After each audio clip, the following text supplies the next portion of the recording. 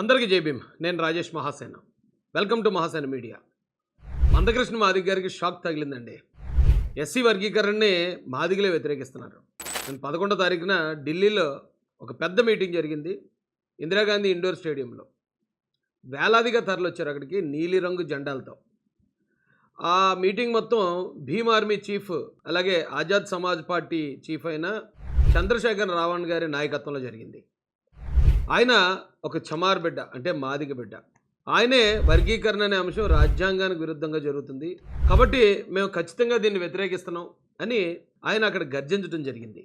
అయితే పాపం మందకృష్ణ మాదిగ గారు వర్గీకరణ అనే దాన్ని నేను ఎలాగోలాగా కోర్టు ఆర్డర్ అన్న తెచ్చేసుకున్నాను, నేను విజయం సాధించానని ఆయన సంబరపడుతూ మాలల్ని మనువాదులు, దేశద్రోహులు అని ఆయన నోరేసుకుని పడిపోతున్న ఈ సమయంలో పాపం ఇలా జరగటం ఆయనకి పెద్ద సమ్మెట దెబ్బగా మారిందండి. అయితే దీని వాస్తవాల్లోకి వెళ్తే చాలామంది అనుకుంటారు మాలలే వ్యతిరేకిస్తున్నారేమో వర్గీకరణని, మాదిగలందరూ దాన్ని సపోర్ట్ చేస్తున్నారేమో అని. కానీ ఈ దెబ్బతో వాస్తవాలు ప్రజలకి అలాగే రాజకీయ పార్టీలకు కూడా తెలిసాయి. మాదిగలు కూడా, దేశవ్యాప్తంగా ఉన్న మాదిగలంతా ఈ ఎస్సీ వర్గీకరణ అనే అంశం జరుగుతున్న విధానానికి వారందరూ కూడా వ్యతిరేకిస్తున్నారనేది ఈ మీటింగ్ తేటతెల్లం చేసిందండి. అయితే ఈ వర్గీకరణ కోసం నేను మాట్లాడుతున్నప్పుడు చాలామంది నాకు వేసే మొదటి ప్రశ్న, నువ్వు తెలుగుదేశం పార్టీలో ఉండి తెలుగుదేశం పార్టీ చేసిన వర్గీకరణ ఎలా వ్యతిరేకిస్తావు అని అడుగుతున్నారు. అయితే మీకు తెలియని కొన్ని వాస్తవాలు కూడా చెప్తాను. కొంచెం డీటెయిల్డ్గా మనం దీన్ని అనలైజ్ చేస్తే ఇది 2024 సంవత్సరం.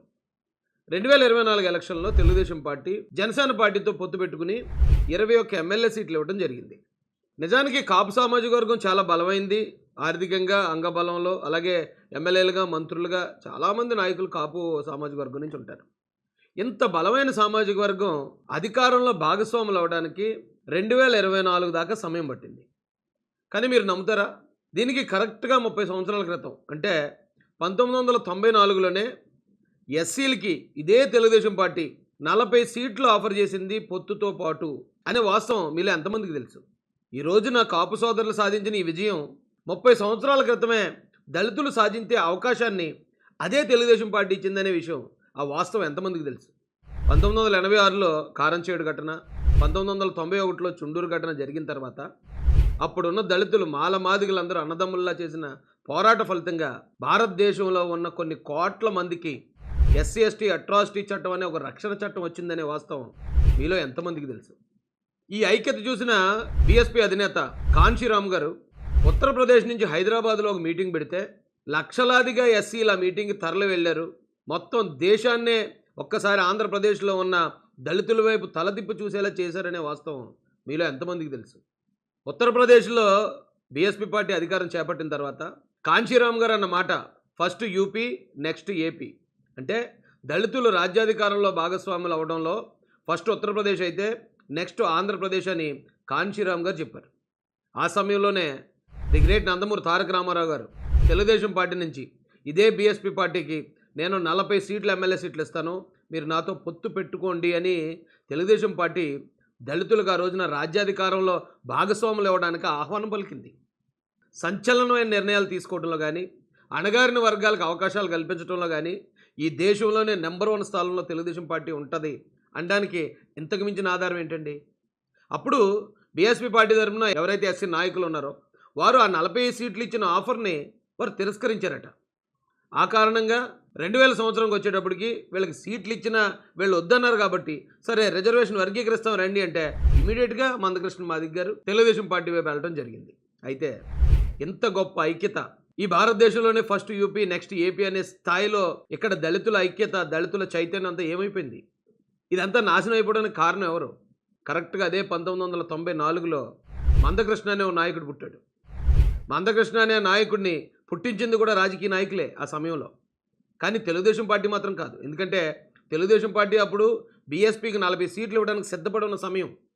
ఓకే, ఎస్సీలందరూ తెలుగుదేశం పార్టీతో జతకడతారేమో, తెలుగుదేశం పార్టీకి ఓట్ బ్యాంక్ అయిపోతారేమో అని అప్పుడు భయపడిన ఇతర పార్టీల నాయకులు మందకృష్ణ అనే ఒక నాయకుడిని తయారు చేసి రిజర్వేషన్లు అనే ఒక అంశాన్ని ముందుకు తీసుకొచ్చి 1994 నుంచి 2024 అప్పటి నుంచి జరిగే ఏ ఉద్యమంలో కూడా మాల మాదిగలు కలిసి ఉద్యమం చేసిన సంఘటన లేకుండా చేసి పారేశాడు మందకృష్ణ మాదిగ.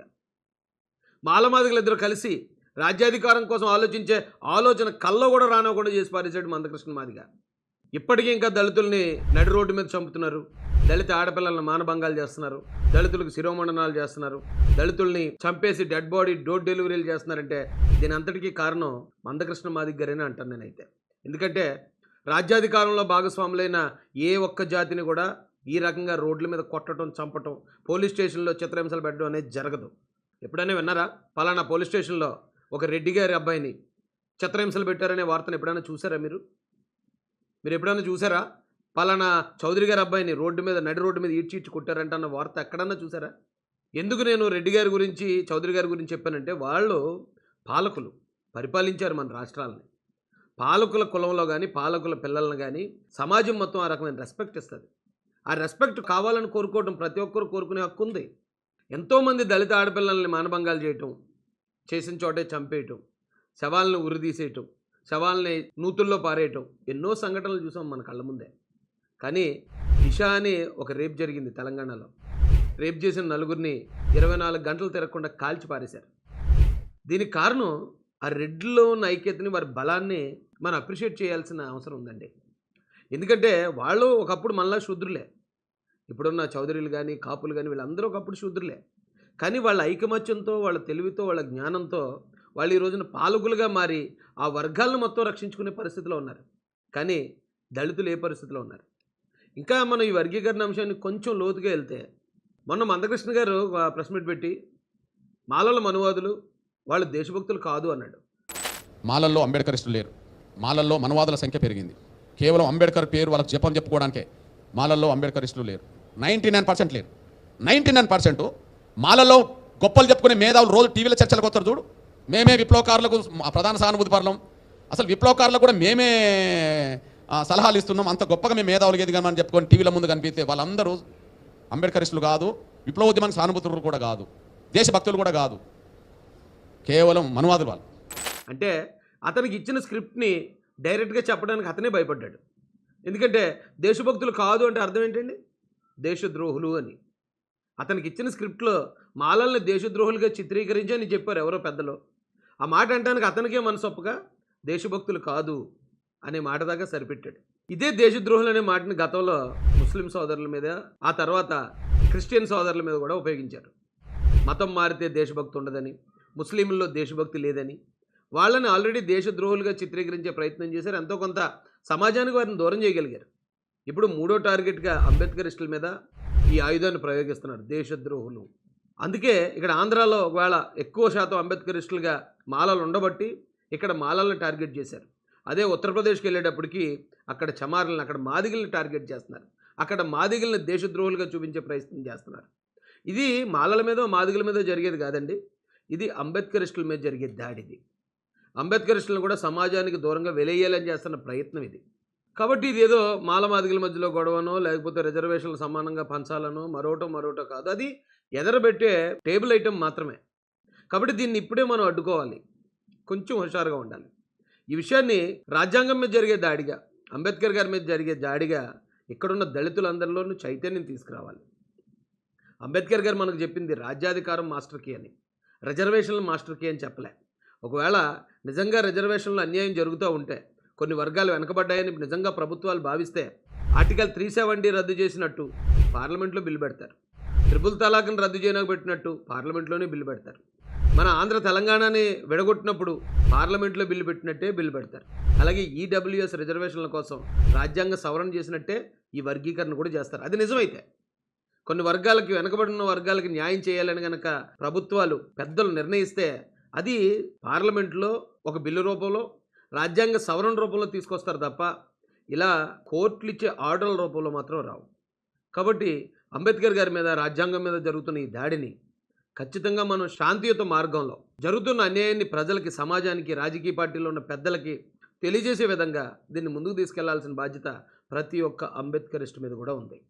కాబట్టి మాలల మాదిగల్ని, మాదిగల మాలల్ని టార్గెట్ చేసుకోవడం పక్కన పెట్టి రాజ్యాంగాన్ని కాపాడుకునే దిశగా ఈ పోరాటాన్ని ముందుకు తీసుకెళ్లాల్సిన బాధ్యత ప్రతి ఒక్క అంబేద్కరిస్ట్ మీద కూడా ఉందని తెలియజేస్తూ, ఈ కార్యక్రమంలో మేము కూడా భాగస్వాములు అవ్వడానికి మా శక్తి వంచన లేకుండా మేము కూడా కృషి చేస్తామని మీ అందరికీ తెలియజేస్తున్నాను. జై భీమ్, జై భారత్, జై జై మహాసేన.